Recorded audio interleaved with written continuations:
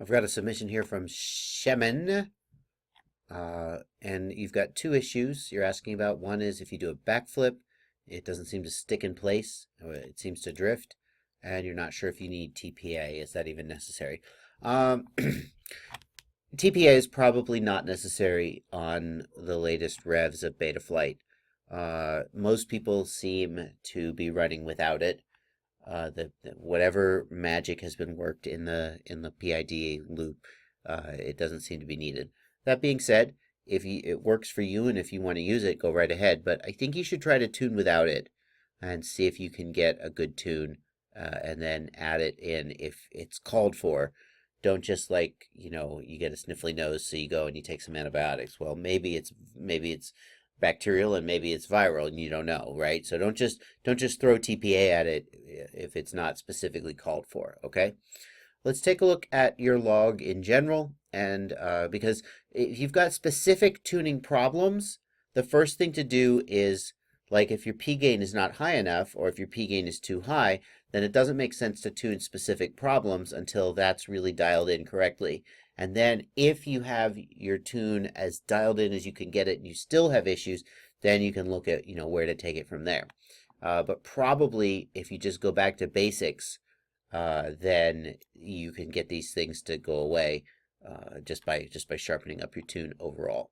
Okay, let's take a look at your log.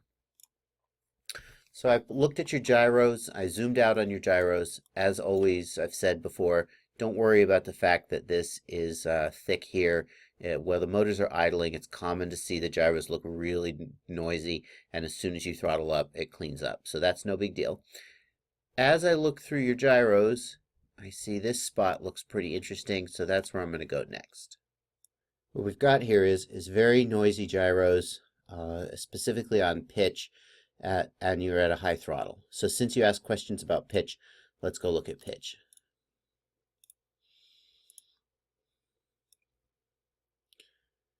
And we can see we've got a real mess here. Just a total mess. The D term is way overactive. Way overactive. It's just constant noise. This yellow line is all over the place. So we can't even begin to assess the finer aspects of your tune until we take care of that. As you go to high throttle, you've got just tons and tons of noise. So if we look at your D gain, your D on pitch is 10. That's not particularly high. Your D on roll is 10. Oh, no, sorry, that's floats. My bad. Your D on roll is 8 and your D on pitch is 12. That's not particularly high either. I'm shocked at how much noise you've got here. It almost makes me wonder whether your D gain is the issue or whether your P gain is the issue. And that's the thing. So this is why I always say, if you're going to tune, start with your D gain super low and then get your P gains dialed in. I've said it a million times. So the next step for you is to get your D gains down to a point where we're sure that if we're seeing oscillations, it is not the D gain amplifying noise. Get your D gains down to 5 at most, maybe 3. See, D on roll is 8. Let's look at roll.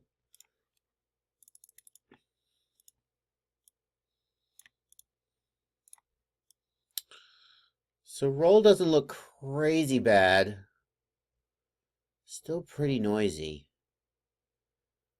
But the D term is proportional to the P term. It's still pretty active. And the P term is all over the place. Notice that if we look let's look just at the P line real quick.